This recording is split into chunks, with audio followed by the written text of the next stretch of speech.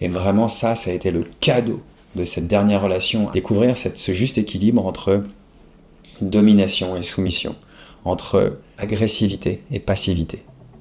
Passivité, c'est je laisse l'autre me faire et je m'écrase. Agressivité, c'est j'impose à l'autre ce qui se passe. Assertivité, c'est ce juste milieu, c'est je pose pour moi ce qui est juste. Et donc n'oubliez pas les moments difficiles, c'est ceux qui vous ont permis d'être là. Donc remerciez, parce qu'il n'y a que vous qui peut choisir à un moment de vous aimer, de vous donner votre légitimité, de décider que vous êtes aimable. Viens, je te parle des vrais trucs sur la vie.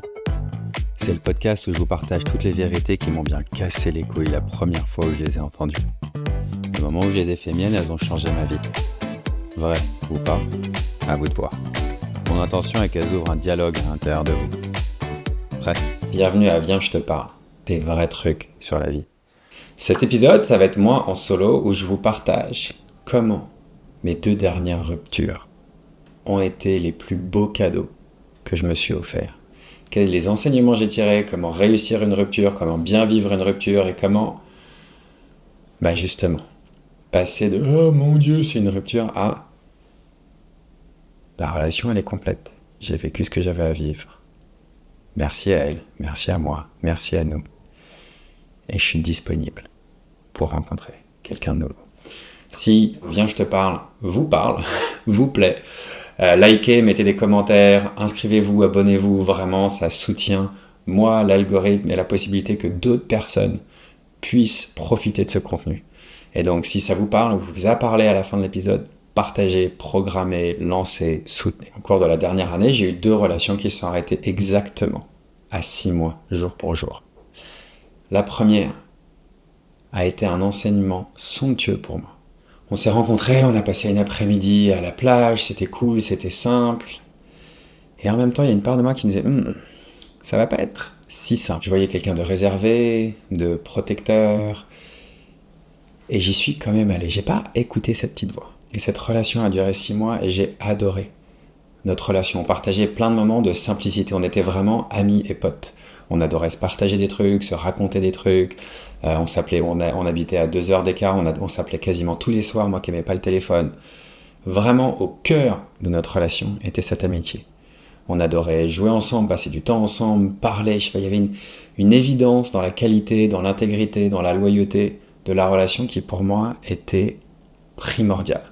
Et comme je l'entendais récemment, en gros, il paraît que pour les hommes, il y a 3 L pour s'engager dans une relation. Il y a la libido. Est-ce que j'ai envie de prendre cette meuf? Est-ce que j'ai vraiment envie de lui faire de l'amour, de la baiser? Pas juste d'être attiré par elle. Et je me souviens que la première chose quasiment dont je me souviens d'elle, et elle l'avait joué parce qu'elle sait qu'elle a un cul magnifique, c'était ses fesses. Elle s'est retournée, j'ai fait « Waouh !» Et là, pour le coup, d'un point de vue sexuel, j'avais un énorme désir. Ensuite, le deuxième L pour un homme, c'est labeur. C'est est-ce que l'homme, moi en l'occurrence, j'engage du temps et de l'argent dans cette relation, un peu comme une entreprise. Je m'engage financièrement, je m'engage en temps, je m'engage en émotion. Et je me souviens que très rapidement, au bout de 3 jours, j'ai pris un train pour aller la voir. Et ça s'est fait, je me suis engagé.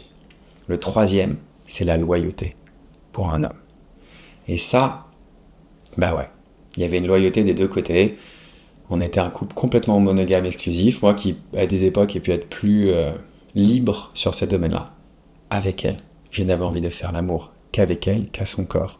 Et donc il y avait une forte et profonde loyauté l'un envers l'autre. Donc pour moi, les 3 L étaient là.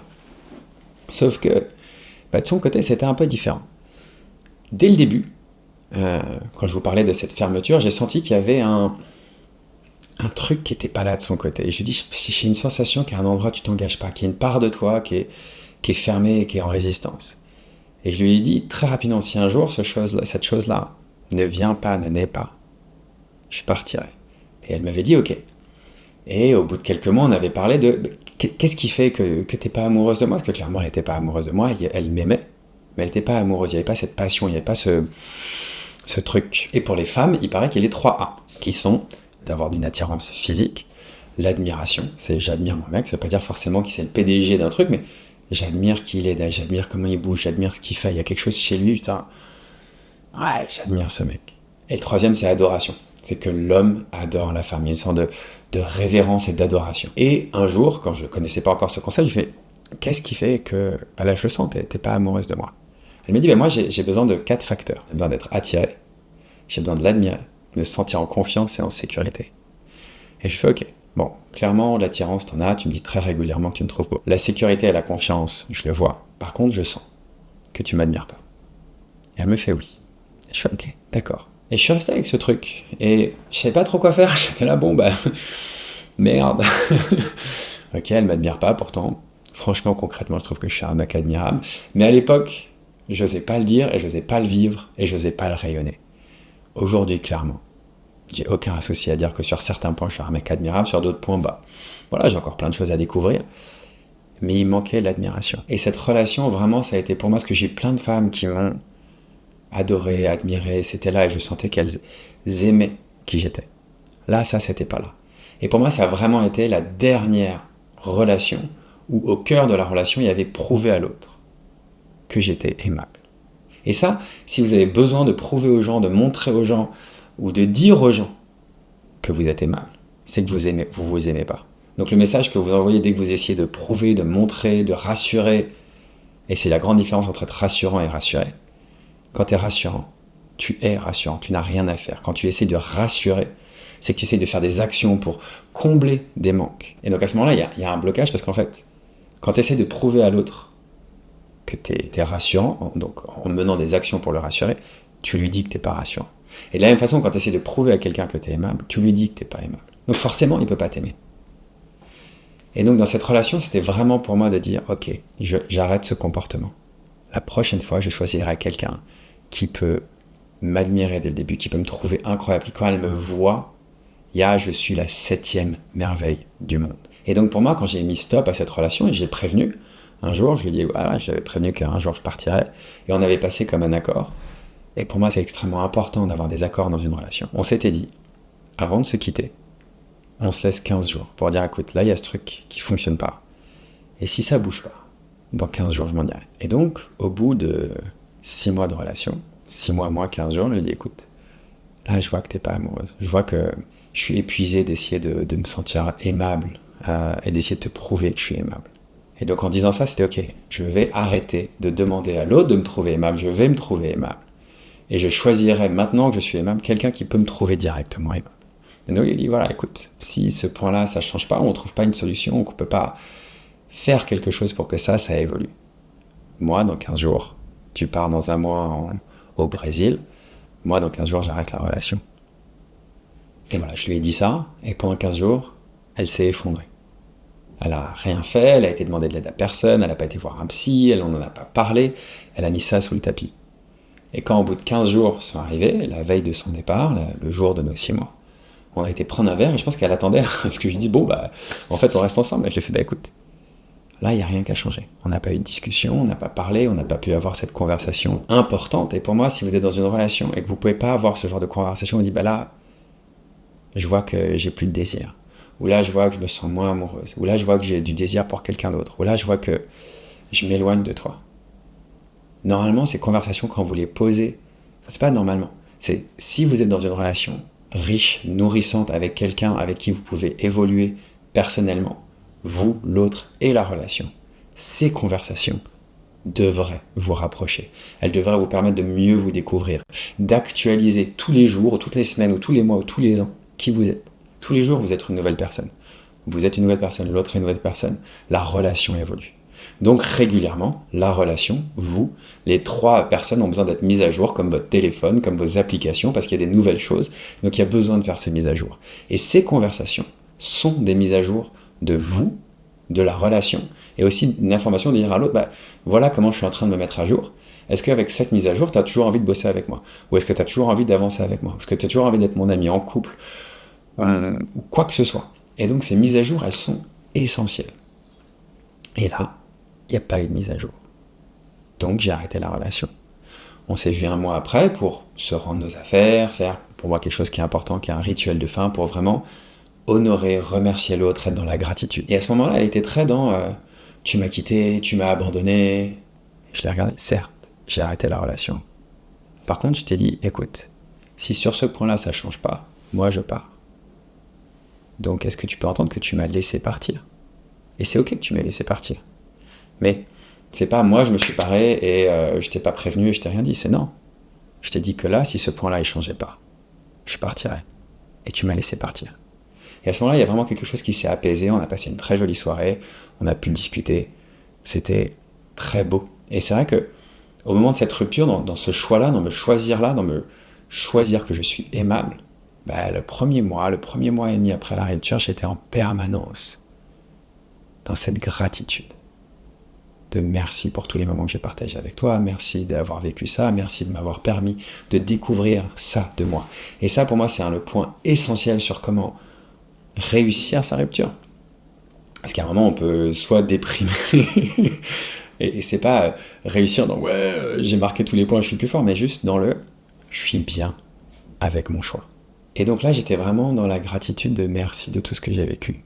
Merci de cette simplicité, merci de m'avoir montré à quoi ça pouvait ressembler une base de relation amicale où on joue, où on aime passer du temps ensemble. Il n'y avait pas l'admiration, il n'y avait pas la passion. Pour continuer dans les trucs en 3, il y a 3 types de relations. Il y a là justement cette relation amicale qui est simple, cool, mais il n'y a pas la passion, il n'y a pas le feu, il n'y a pas l'amour. Et pourtant, une des bases du couple, c'est cette passion, c'est ce désir, c'est qu'il y a de la sexualité entre ces deux personnes. Généralement, quand il n'y a pas de sexualité et que deux personnes s'aiment, c'est de l'amitié ou une relation familiale ou même professionnelle. Pour qu'une relation amoureuse fonctionne, hormis pour les gens asexuels, il y a besoin de ce feu, de ce désir, de cette sexualité. Donc voilà, ça c'était ma relation pote. C'est la relation où j'ai décidé que j'étais aimable. Puis j'ai rencontré la dernière relation, pareil, qui s'est arrêtée au bout de 6 mois, et on s'est rencontrés plutôt autour du feu, du sexe. Au début, c'était plutôt une relation d'amis sexuels, sauf que très vite, nous sommes tombés amoureux l'un de l'autre. Et surtout, ce qui m'a, moi, amené à rester, à être dans cette relation, et me dire « Putain, ça y est, j'ai la relation que je voulais », elle me regardait en permanence, comme si j'étais la 7e merveille du monde. Je me sentais admiré. Il y avait vraiment cette admiration, elle était là en permanence, quoi que je fasse. Il y avait ça. Sauf qu'il n'y avait pas l'amitié. Il n'y avait pas ce socle d'intégrité, de partage de certaines valeurs, sur l'engagement, sur respecter les horaires, sur comment prioriser l'un l'autre, sur comment s'honorer dans la manière de se comporter avec d'autres personnes, comment... Tout ça, il manquait cette base d'amitié. Et donc le jour où, après 4 mois d'idylle où tout était simple, le jour où il y a eu une petite couille dans le potage, ça s'est effondré, parce qu'il n'y avait pas ces valeurs communes, parce qu'il n'y avait pas cette confiance commune. Et là, ça a commencé à vraiment petit à petit à dériver vers une relation toxique. Jusqu'à l'avant-dernier week-end, où là pour moi on a atteint un niveau de toxicité de 8 à 10, jusqu'à même je considère être un moment où je me suis senti harcelé par elle, où elle m'a demandé quelque chose et j'ai dû lui dire 30 fois non, et 30 fois j'ai dû lui dire non, et 30 fois derrière elle est revenue, et surtout qu'à la fin, elle a recommencé à me dire « Ah mais non, mais si tu me dis non, c'est que tu ne m'aimes pas », et donc il y avait vraiment un truc, donc en fait, je peux pas te dire non, et si je te dis non, tu viens m'attaquer sur le fait que j'ai pas le droit de dire non. Et pour moi, si vous êtes dans une relation dans laquelle vous pouvez pas dire non, et l'autre vous attaque, ou vous blâme, ou vous critique, ou vous juge pour dire non, vraiment, il est l'heure de mettre un stop, de mettre une pause, ou de changer la dynamique de la relation. Et donc à ce moment-là, il y a quelque chose qui a changé fondamentalement en moi, et j'ai fait ok. J'ai déjà vécu des moments où je me suis senti harcelé en relation. J'ai déjà vécu des moments où je sentais que l'autre n'était pas complètement engagé. J'ai déjà vécu des moments où je me sentais pas complètement respecté. Et j'ai fait ok, le facteur commun entre toutes ces relations, c'est moi. Donc c'est moi qui à un endroit crée ça. Je suis pas responsable de comment l'autre le crée, ou pourquoi il le crée. Mais en tout cas, moi, je suis le maillon commun entre tout ça. Et notamment grâce à l'épisode que j'avais tourné avec Fouad, où on parlait de comment poser ses valeurs, Fouad m'a vraiment permis de réaliser quelle était la distinction entre se faire respecter et se respecter. En fait, quand tu as besoin de te faire respecter, c'est que tu ne te respectes pas toi-même. C'est que tu as un problème de valeur. Tu as besoin que les choses te respectent. Mais c'est comme la différence entre être rassurant et rassuré, séducteur et séduisant. Moi, je suis quelqu'un de séduisant, j'ai plus besoin d'être séducteur. Je suis rassurant, j'ai plus besoin de rassurer. Je suis aimable, j'ai pas besoin de prouver aux gens que je suis aimable. Je me respecte. Donc j'ai plus besoin de me faire respecter. J'ai juste à poser mes limites et à les respecter moi, de moi à moi. Et ça, ce soir-là où j'ai réussi à actualiser ça justement dans ma relation, Je lui ai dit stop. En fait, ces comportements-là, ça fonctionne pas pour moi. Ça fonctionne pas non plus pour moi. Ça, c'est ok. Là, quand tu m'as parlé comme ça, vraiment, en fait, j'ai cherché à comprendre, mais en fait, pour moi, c'est pas ok dans une relation amoureuse qu'on se parle avec cette agressivité et potentiellement cette violence que tu es en train de décrire. Et là, c'est très marrant parce qu'elle m'a regardé, elle m'a dit waouh, tu es très séduisant quand tu poses ton cadre. Et ça a été le début pour moi d'incarner un homme adulte. J'ai quasiment toute ma vie été ce nice guy qui cherchait justement à montrer qu'il était aimable, qu'il était sympa, parce que j'avais peur. J'avais peur de ne pas pouvoir être aimé pleinement dans mes valeurs, aimé pleinement pour ce que j'étais. Et justement, cette relation, et je la bénis et je la remercie, à un moment, il y avait tellement cet amour que je pensais être inconditionnel, ce regard comme si j'étais la 7e merveille du monde. J'ai osé montrer des parts de moi que je n'osais pas montrer naturellement.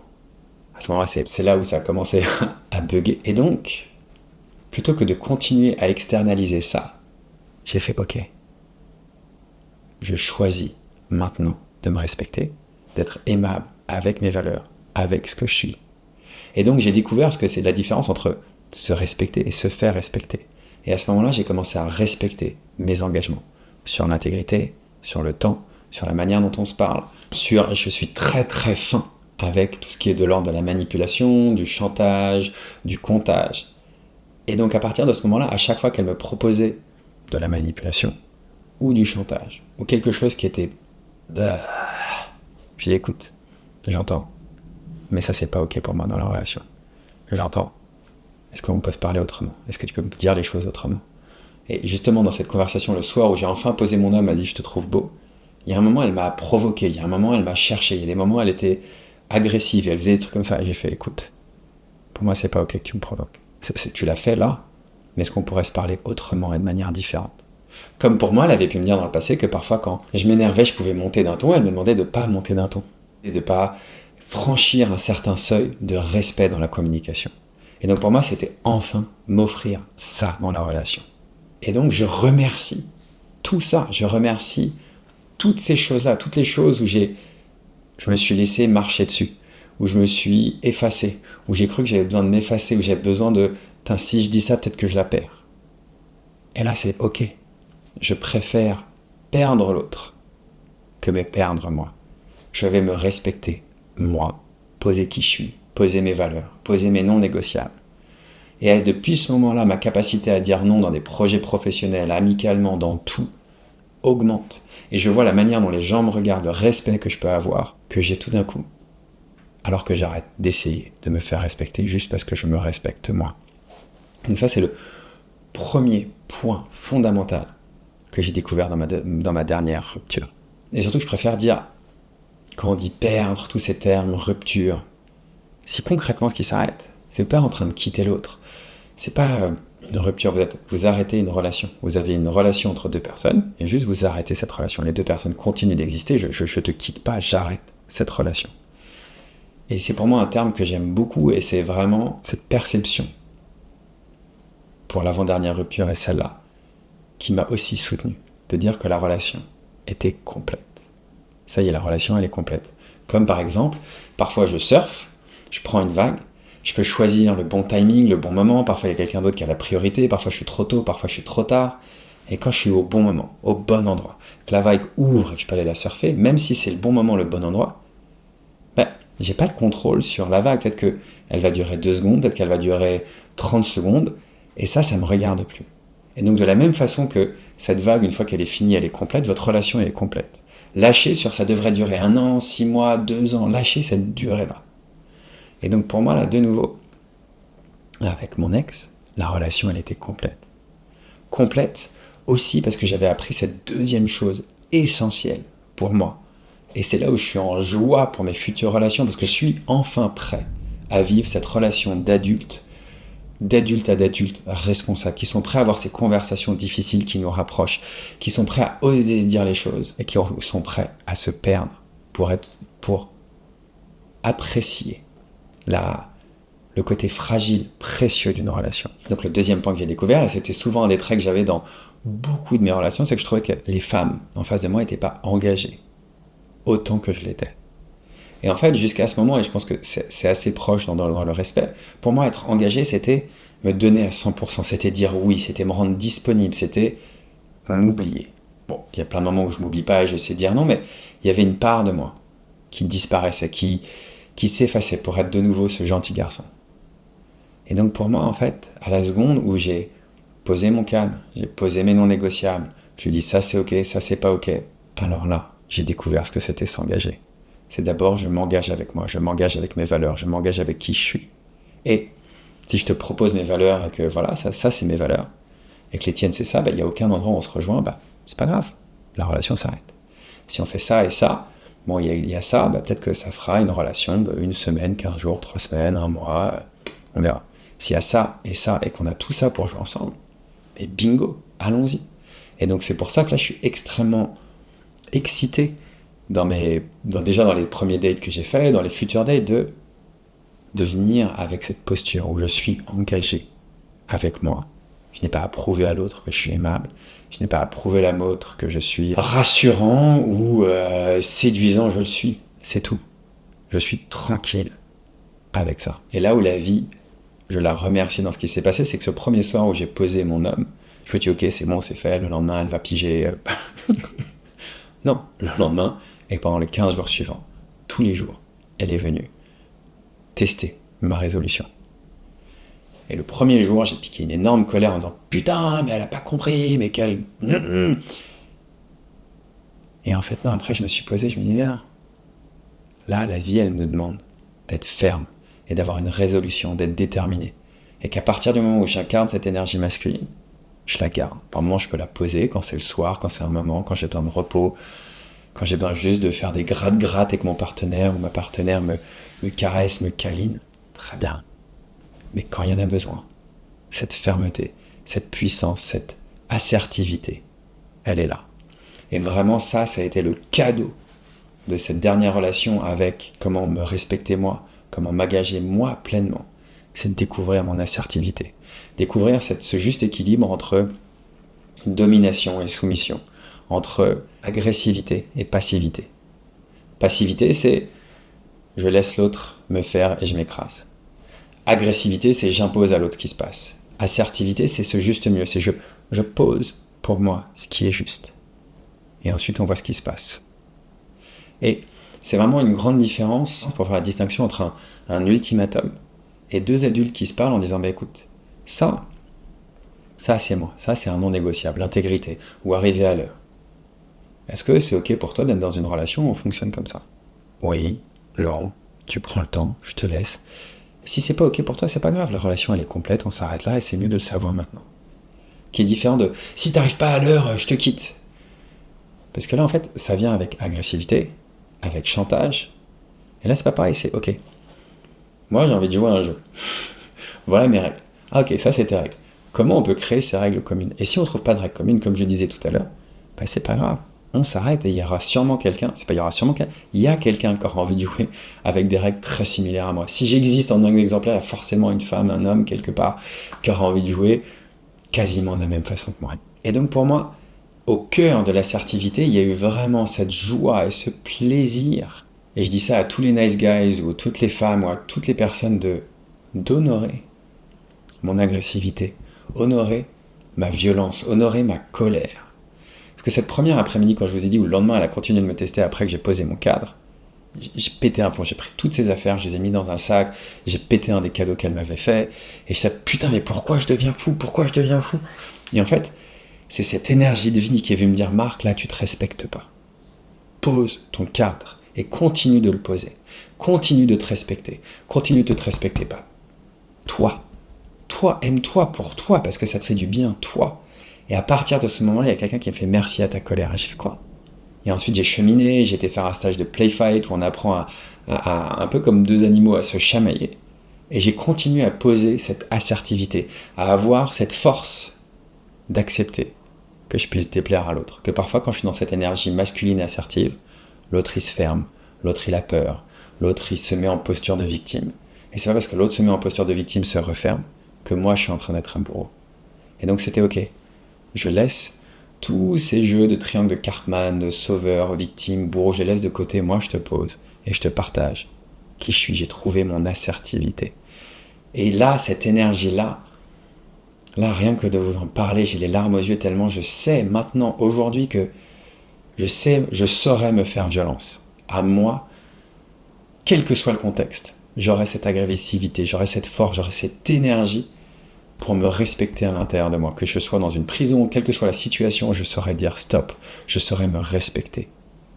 Et donc je vous invite vraiment, sincèrement, si vous êtes une gentille fille, un gentil garçon, d'aller toucher et d'honorer votre agressivité, votre colère, même votre violence, pour vous faire violence à vos croyances, à vos habitudes et à les changer.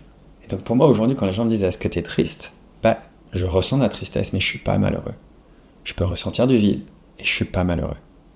Je peux ressentir les sensations de manque, parce qu'effectivement, quand une relation s'arrête, il y a une relation qui s'arrête. Il y a une rupture d'un lien. Et ça a été prouvé scientifiquement que quand il y a un vrai chagrin d'amour, le cœur il grossit, sa taille elle change, il est plus lourd, il est plus dur à oxygéner. Mais là, je suis en pleine présence avec le fait qu'elle ne soit plus là, avec les moments de tristesse. Mais surtout, je suis en permanence connecté à la joie de ce Marc 3.0, 4.0, 5.0, à la joie d'être cet homme, de découvrir cette énergie aujourd'hui avec laquelle je vous parle, cette assertivité, et de me dire « Putain, merci. Merci à elle. Merci à cette relation. Merci à ces moments de galère. Merci à ces moments de toxicité. Merci à tout ce que j'ai fait. » Parce que j'ai eu besoin de tout ça pour aller me découvrir, pour aller me challenger, pour dire stop à mes comportements de petit enfant, de petit Calimero, de gentil petit passif qui avait peur de montrer sa puissance d'homme. Ou de femme si vous êtes une femme. Et si vous pouvez commencer à appliquer ça, à déjà être merci, remercier tous les moments que vous avez partagés. Quand vous revoyez une photo puis dites « Ah, je passerai plus de moments », merci d'avoir passé ça. S'il y a eu des moments difficiles, merci, et que vous n'avez pas encore traversé, prenez le temps de pardonner à l'autre, ou de vous pardonner à vous, de lâcher. Parce que blâmer son ex, critiquer la relation, à part vous faire du mal à vous, ça n'amènera rien. Critiquer votre relation, c'est vous, critiquer votre ex, c'est critiquer la qualité de vos choix. Vous pouvez juste dire, effectivement, ça n'a pas fonctionné. Et grâce à ça, comme dirait Nelson Mandela, je ne perds jamais. Soit j'apprends, soit je gagne. Et donc là, moi, j'apprends. Et j'apprends tellement que j'en fais une vidéo là de 35 minutes pour vous dire comment réussir et savourer une rupture. Et donc n'oubliez pas les moments difficiles. C'est ceux qui vous ont permis d'être là. Donc remerciez, parce qu'il n'y a que vous qui peut choisir à un moment de vous aimer, de vous donner votre légitimité, de décider que vous êtes aimable. Et donc les moments où la vie, quelqu'un vous envoie des insultes ou des choses toxiques ou de la manipulation, c'est une invitation encore, si vous ne l'avez pas traversé, à pouvoir dire non à ça. Et donc oui à vous, oui à votre respect, oui à vos valeurs, oui à votre assertivité, oui à votre intuition. Et donc ces deux dernières relations, il y avait la relation amie. Et pour moi, il y a 3 types de relations. Il y a la relation amicale, ok, cool, il n'y a pas de passion. Il y a relation passion, la dernière, il y a beaucoup de feu, il y a beaucoup d'amour, il y a beaucoup de sexe, c'est cool, mais il n'y a pas d'amitié. Et ensuite, il y a la relation miroir. Celle où l'autre est un miroir parfait de vous. Et quand vous voyez que les autres ne sont pas des miroirs déformants, personne n'est un miroir déformant de vous. Soit ils peuvent déformer ce que vous dites, mais la manière dont vous jugez ou vous percevez leur déformation ne regarde que vous. Et donc cette relation miroir où l'autre te permet de t'expérimenter pleinement, de te rencontrer pleinement. Elle est magnifique. Et tu peux avoir les 3 dans cette relation miroir. Tu peux avoir et la passion, du désir, d'attraction, parce qu'il y a une polarité, parce qu'il y a des différences entre vous. Tu peux avoir cette amitié, qui est la base de toute relation stable et durable. Et ensuite ce miroir, si tu souhaites être dans une relation où tu évolues, où la relation évolue, où vous êtes en permanence, ou aussi régulièrement que vous le souhaitez, faire des mises à jour. Voilà comment réussir ces ruptures, comment être en gratitude avec tous les moments que vous avez passés avec l'autre, qu'ils aient été faciles ou difficiles. Et regardez tous les moments difficiles, quelles qualités vous avez dû développer. Là, je voyais un pote, il dit « Ah putain, cette meuf, elle m'a dit le truc le plus violent de ma vie. » Ok. Qu'est-ce que ça t'a demandé d'aller chercher à l'intérieur de toi quand elle t'a dit cette phrase difficile. D'aller puiser encore plus loin. Ça veut dire que si cette phrase, elle t'a touché, il y avait encore une part de toi qui doutait que tu étais aimable. Et donc, s'il y avait encore une part de toi qui doutait que tu étais aimable, remercie-la d'avoir été challengé cette part de doute. Et donc, de pouvoir aller puiser encore plus profond à l'intérieur de toi pour dire « Je suis aimable ». Voilà. Si cet épisode de Viens, je te parle vous a plu, partagez-le, communiquez-le, transmettez-le, likez, mettez une note d'au moins 5 étoiles. Ça a été un plaisir. Et à très bientôt pour la série spéciale été sur l'amour, les hommes. Ça, c'est le projet qui me tient à cœur de fou. Vous allez voir cet été, j'interviewe plein d'hommes, de plein d'origines, de plein de milieux, de plein de cultures différentes, de plein de strates sociales différentes, pour leur demander qu'est-ce que c'est aimer pour eux. Belle écoute, à très bientôt, partagez, likez, commentez, et très bel été. Merci d'avoir écouté cet épisode de Viens, je te parle, des vrais trucs sur la vie. Si l'épisode vous a plu, likez, commentez, laissez une note d'au moins, 5 étoiles. Ce podcast a besoin de votre soutien. Et si vous avez des suggestions d'invités, n'hésitez pas à les laisser en commentaire. On fera tout notre possible pour l'avoir. Belle journée.